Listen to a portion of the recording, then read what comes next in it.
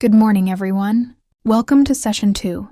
In this session, we turn our full attention to the second part of Rubin's story, the moment when the narrative stops being a controlled professional mission and begins to transform into something far more dangerous and personal. From the revelation of the All to Rubin's arrival in the Turkish village, this section of the text becomes the foundation for today's lesson. We are not approaching this material as casual readers. We are approaching it as narrative architects. In Session 1, we examined how the story was structurally set in motion, how an internal conflict rooted in nightmares was carefully aligned with an external professional task.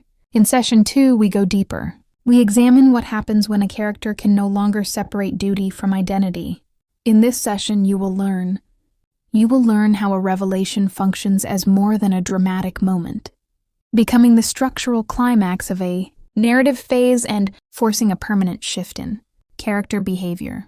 You will explore how motivation at a professional level is never a single desire, but a layered and often conflicting system where psychological, relational, and existential needs compete beneath the surface of every decision. You will see how secondary characters and dialogue are used not to explain the story, but to expose the protagonist's inner transformation through contrast, skepticism, and pressure. You will analyze how setting, language, and sensory familiarity can be used as tools of characterization, turning place itself into evidence of a buried identity. And finally, you will study how the introduction of a new character can alter the direction of the core motivation, not by replacing existing emotional bonds, but by complicating them and raising the stakes of the narrative.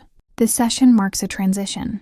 If Session 1 taught you how a story is launched, Session 2 shows you what happens when the story refuses to let the character remain who they were.